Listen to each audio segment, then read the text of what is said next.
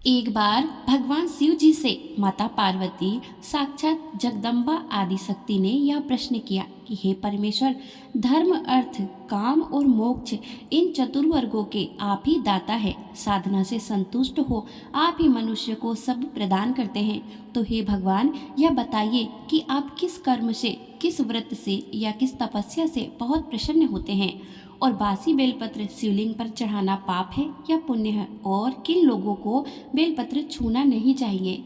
तब भगवान शिव जी ने इसका उत्तर दिया कि हे देवी पार्वती, आज आपने संसार के कल्याण के उद्देश्य से उत्तम महात्म को सुनने की इच्छा प्रकट की है। इस महात्म्य को सुनने मात्र से कोटि कोटि पाप भस्म हो जाते हैं। इस महात्म्य का श्रवण करने वाला कभी दरिद्र नहीं रहता, उसके समस्त मनोकामना पूर्ण हो जाती है। फाल्गुन मास के कृष्ण पक्ष की चतुर्थी तिथि को आश्रय करके जिस अंधकार में रजनी का उदय होता है उसको शिवरात्रि कहते हैं, और उस दिन जो व्रत उपवास करता है वह निश्चय ही मुझे संतुष्ट कर लेता है, प्रसन्न कर देता है। हे पार्वती, स्नान, जल, वस्त्र, धूप और पुष्प के अर्पण करने से भी मैं उतना संतुष्ट नहीं होता जो इस दिन केवल व्रत उपवास करने से संतुष्ट हो जाता हूँ। जो मनुष्य शिवरात्रि के दिन ऐसे ही खा पीकर व्यर्थ गवा देते हैं, उनके भाग्य के दरवाजे बंद हो जाते हैं। इस महाव्रत का प्रचार स्वयं देवर्षि नारद जी ने किया था और ऋषियों को भी सुनाया था। प्रिय भक्तों, आगे भगवान शिव जी माता पार्वती से कहते हैं कि एक बार ऋषियों के पूछने पर नारद मुनि उनसे कहते हैं कि आप सभी ऋषियों के आग्रह पर आज मैं आप सभी को महाशिवरात्रि का महात्म्य सुनाना आरंभ करता हूँ, इसीलिए आप इसे ध्यानपूर्वक पूरा जरूर सुनिए।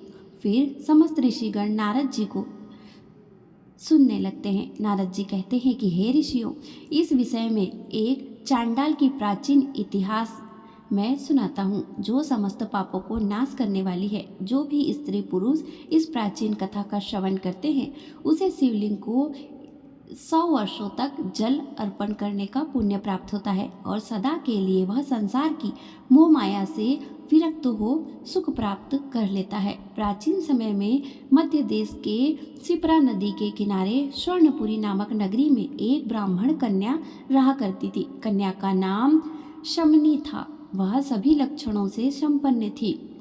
उसका मुख चंद्रमा के समान चमकीला था। हे ब्राह्मणों, उस युवती का विवाह उसके पिता की विधि पूर्वक एक ब्राह्मण बालक के साथ कर दिया था।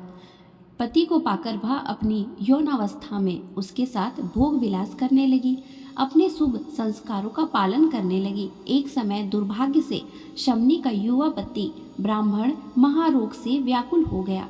शमनी के दुर्भाग्य के कारण उसकी मृत्यु भी हो गई। जब पति का देहांत हो गया तो वह स्त्री बड़ी ही दुखी, उदास और हताश हो गई। कुछ समय तक उसने अपना शुद्ध आचरण बनाए रखा। वह घर में ही रही, एक अच्छी व्यवहार वाली महिला थी। उसके बाद यद्यपि वह विधवा थी, फिर भी उसका हृदय वासनाओं से दूषित हो गया, क्योंकि वह अभी भी युवावस्था में ही थी। तब उसने शालीनता की सीमा का उल्लंघन किया। जब उसके कुकर्मों के बारे में उसके परिवार वालों को पता चला तो उसके रिश्तेदार इकट्ठे हुए, उसके बाल पकड़कर उसे दूर ले गए और उसे घर से बाहर निकाल दिया। इस प्रकार वह अपने परिवार से तिरस्कृत हो वन वन भटकने लगी। ऐसे ही एक समय एक प्रमुख शूद्र ने उसे जंगल में घूमते हुए देखा। उसने अपने घर ले गया और उसे अपनी पत्नी बना लिया। वह स्त्री मैथुन में बहुत रुचि लेने लगी।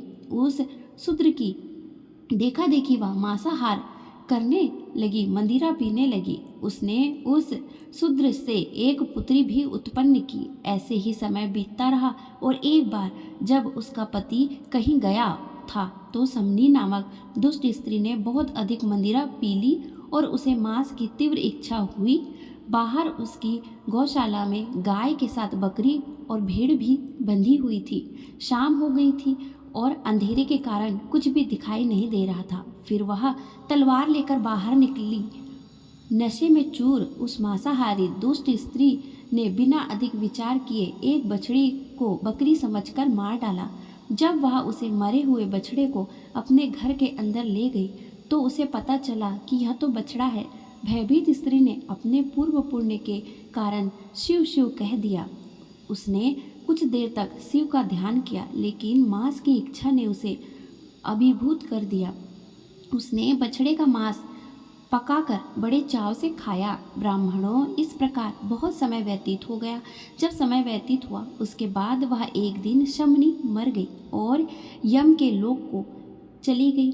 यमराज ने उसके पूर्व वृतांत को देखा, उसके पाप और पुण्य का लेखा जोखा किया और उसके गुण दोष को ध्यान में रखते हुए उसे नरक से वापस भेज दिया, ताकि वह एक अछूत परिवार में जन्म ले। प्रिय भक्तों, आगे भगवान शिव जी कहते हैं कि हे पार्वती, नारद जी आगे बोले कि यम के नगर से गिरकर वह एक चांडाल स्त्री के गर्भ में जन्मजात अंध कन्या के रूप में पैदा हुई।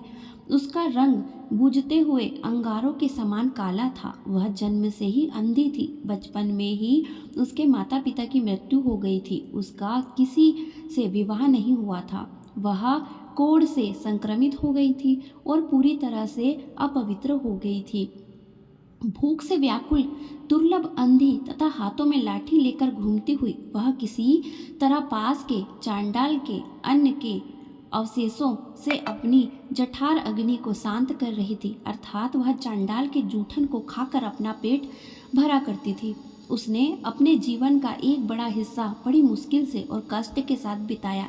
जब बुढ़ापे ने उसके अंगों को प्रभावित किया तो उसे अंतहीन दुख और परेशानी का सामना करना पड़ा। एक बार उसे पता चला कि शिव महोत्सव के दिन यात्री महाबल भगवान शिव और गोकर्ण के दर्शन करने जा रहे हैं। फिर कपड़े और भोजन की इच्छा से प्रेरित होकर वह आम जनता के भिक्षा मांगने के लिए धीरे धीरे चली। उस स्थान पर पहुंचकर वह लोगों से करुणा शब्दों में और हाथ फैलाकर विनती करती हुई इधर उधर घूमती रही। एक पुण्य आत्मा यात्री ने याचक स्त्री के फैले हुए हाथों में बिल्व पत्रों का गुच्छा फेंका। जब वह गुच्छा उसके हाथ में पड़ा तो उसने उसे बराबर छुआ और यह जानकर कि यह खाने योग्य नहीं है, उसने उसे उदास होकर फेंक दिया। रात्रि के समय उसके हाथों से छूटा हुआ बेल्व पत्र सौभाग्य से पास ही में भगवान शिव के मंदिर में रखे शिवलिंग पर जा गिरा। इस प्रकार शिव चतुर्दशी की रात्रि में अर्थात शिवरात्रि के दिन उसने यात्रियों से बार बार याचना की, परंतु भाग्यवश उसे कुछ भी प्राप्त नहीं हुआ। इस प्रकार अनजाने में ही उसने शिव चतुर्दशी का अनुष्ठान किया और रात भर जागती रही और उसे महा आनंद प्राप्त हुआ। फिर अगले दिन प्रातःकाल वह दुखी स्त्री अकेले ही धीरे धीरे अपने घर लौट आई। लंबे समय तक भूख से थक कर वह प्रत्येक कदम पर लड़खड़ाते हुए किसी तरह अपनी लंबी दूरी तय की, किंतु बेहोश होकर गिर पड़ी। इस प्रकार जब वह अचेत होकर धरती पर गिरी तो उसके प्राण पखेरु उड़ गए, उसकी मृत्यु हो गई। शिव जी की कृपा से वह शिव के गणों द्वारा शिवलोक में लाई गई। उसके लिए सुंदर सजा विमान आया और वह शिवलोक को चली गई।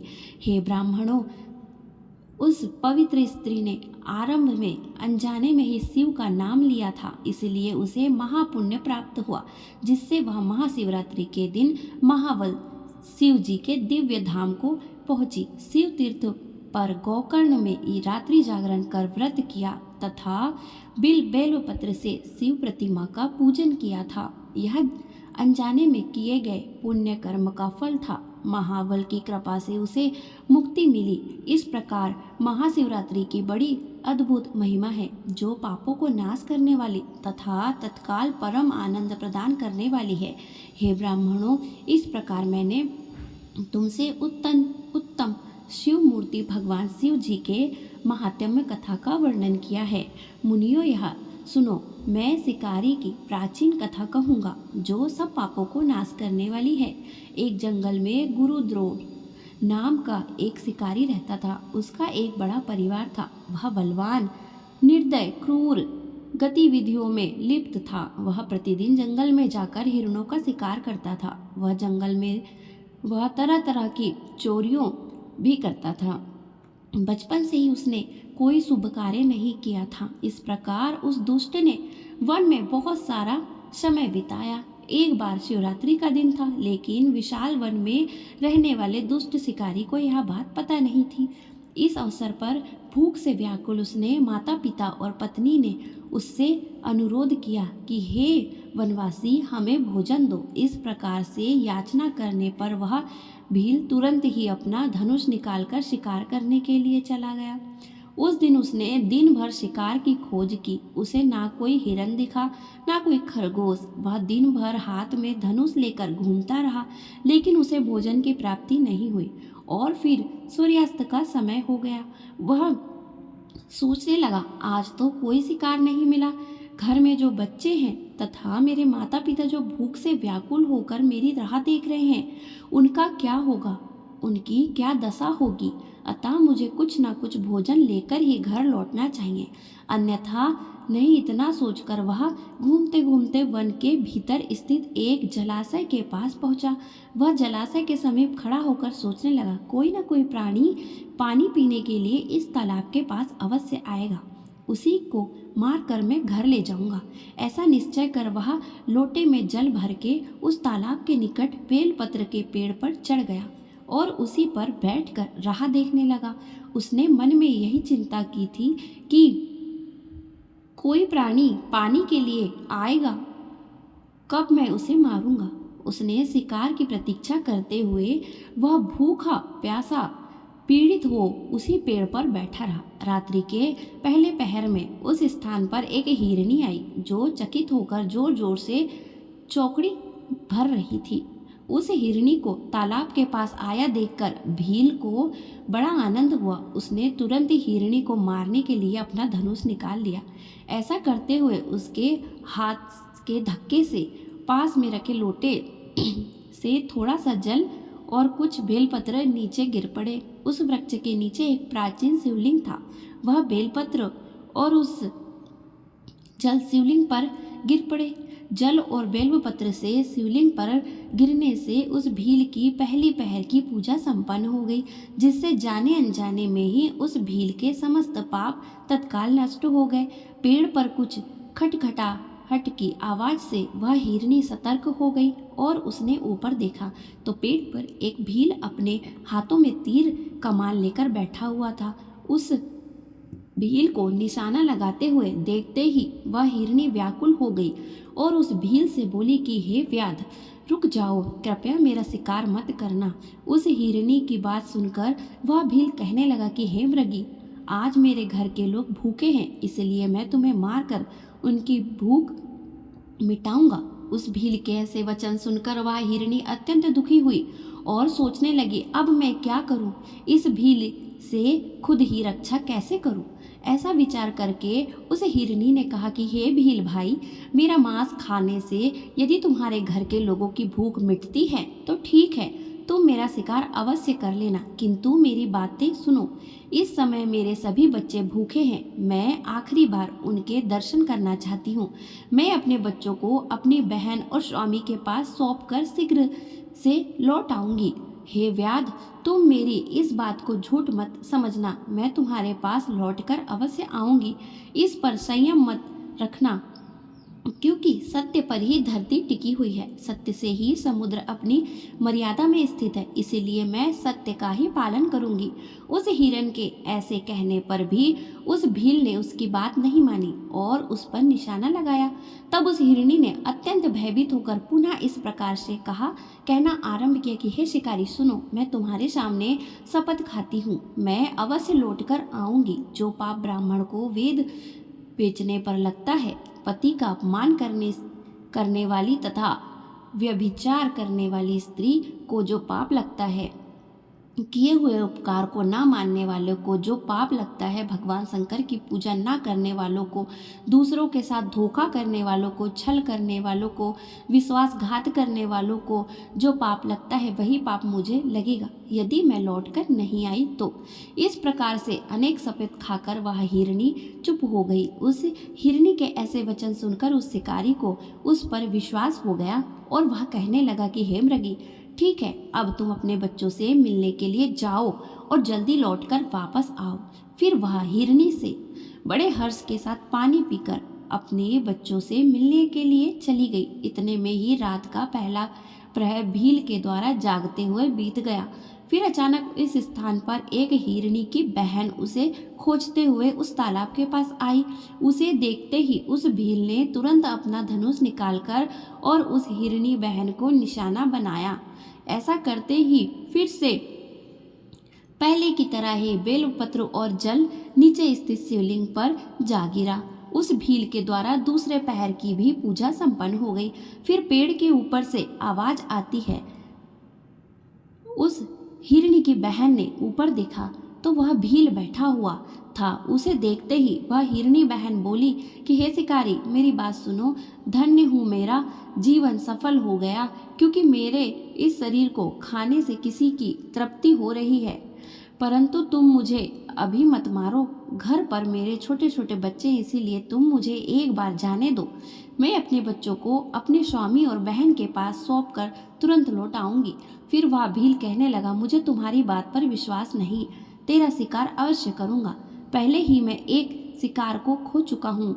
यह बात सुनकर वह हिरनी भगवान विष्णु की शपथ खाकर कहने लगी कि हे शिकारी, मैं कहती हूँ उसे ध्यान से सुनो। यदि लौटकर नहीं आऊंगी तो मेरे साथ मेरा सारा पुण्य नष्ट हो जाए, क्योंकि जो वचन देकर तोड़ देता है उसके पुण्य नष्ट हो जाते हैं। जो पुरुष अपनी स्त्री को त्याग दूसरी स्त्री के पास जाता है, जो भगवान विष्णु का भक्त होकर भी शिव जी की निंदा करता है, जो अपने माता पिता का श्राद्ध नहीं करता, ऐसे लोगों को जो पाप लगता है वही पाप मुझे लगे यदि मैं लौटकर नहीं आई तो। उस मृगी की बात सुनकर उस भील को बड़ा ही दया आ गई। वह कहने लगा कि हे मृगी, ठीक है, तुम जाओ और शीघ्रता से लौटकर आओ। फिर वह हिरनी की बहन भी जल पीकर अपने बच्चों से मिलने के लिए चली गई। इतने में रात का दूसरा पहर जागते जागते ही उस भील ने बिता दिया। फिर रात्रि के तीसरे प्रहर का प्रारंभ हुआ। वह उन दोनों हिरनी के लौटने का इंतजार करने लगा, किंतु उन दोनों में से कोई भी नहीं आई। फिर उसने देखा कि एक हिरन उस मार्ग से आ रहा है। वह बड़ा ही हृष्ट पुष्ट था। उस हिरन को देखते ही भील को बड़ा ही हर्ष हुआ। उसने धनुष पर तीर चढ़ाया और निशाना लगाया। ऐसा करते समय फिर से थोड़ा सा जल और बेलपत्र नीचे शिवलिंग पर गिर पड़े। उसने भगवान शिव की तीसरी प्रहर की भी पूजा संपन्न हो गई। पेड़ के ऊपर से पत्तों की आवाज आते ही उस हिरन ने ऊपर की ओर देखा तो वह भील पेड़ पर बैठा हुआ। उस भील को देखते ही वह हिरन घबरा गया। बोलने लगा कि मैं अपने परिवार के लिए भोजन की तलाश कर रहा हूँ, इसलिए अब मैं तुम्हारा शिकार करने जा रहा हूँ। भील की बात सुनकर वह हिरन कहने लगा कि हे शिकारी भाई, अगर तुमने यहाँ पर आई हुई मेरी दोनों पत्नियों को मार डाला है तो बिना विलंब किए तुम मेरा भी प्राण ले लो, क्योंकि उनके बगैर मैं जीवन नहीं जी सकता। जिस प्रकार से तुम्हारे लिए तुम्हारा परिवार महत्वपूर्ण है, उसी प्रकार मुझे भी मेरा परिवार अत्यंत प्रिय है। यदि तुमने उन्हें जीवन दान दिया है तो मुझे कुछ समय के लिए जाने दो। मैं अपनी पत्नियों से मिलकर लौटकर वापस आऊँगा। उस हिरन की ऐसी बातें सुनकर उस भील को बड़ा विस्मय हुआ। उसने मन में रात भर का सारा घटना चक्र घूमने लगा। वह हिरन से कहने लगा कि हे मृग, तुमने पहले तुम्हारी दोनों पत्नियों यहाँ पर आई थी, वह भी ऐसे ही झूठे वचन कहकर चली गई और अभी तक लौट कर नहीं आई। अभी तुम खुद के प्राण संकट में देखकर मुझे झूठ बोलकर चले जाओगे, लौट कर नहीं आओगे, फिर मैं किसका शिकार करूँगा? मेरा परिवार तो भूखा ही मर जाएगा। फिर वह हिरन कहने लगा कि हे व्याध, मैं जो कुछ भी कहता हूँ उसे ध्यान से सुनो। यह सारा चराचर जगत सत्य से ही टिका हुआ है। जिसके वचन झूठे हैं उनका पुण्य उसी क्षण नष्ट हो जाता है।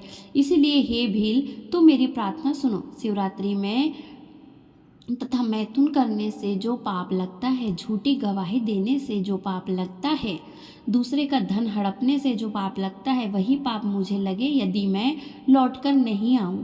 उस शिकारी के ऐसे वचन सुनकर वह भील कहने लगा कि मृग, ठीक है, तुम जाओ, अपनी पत्नियों से मिलकर शीघ्रता से लौट आओ। फिर वह हिरन भी लौटकर अपने घर की तरफ चला गया। अब वह हिरन और उसकी दोनों पत्नियां प्रतिज्ञाबद्ध हो चुकी थी। वे तीनों अपने घर पर आकर आपस में बात करने लगे। सबसे पहले हिरणी ने कहा कि हे स्वामी, आपके बिना हमारे बच्चे जीवित कैसे रह पाएंगे। सबसे पहले मैंने उस भील को वचन दिया है, इसलिए केवल मुझे ही उसके पास जाना चाहिए और आप मेरी बहन और बच्चों के साथ यहीं पर रहें। उसकी बात सुनकर हिरणी की बहन बोली कि हे बहन, मैं तुम्हारी सेविका हूँ, इसीलिए आज मुझे ही उस भील के पास जाना चाहिए, तुम यहीं पर रहो।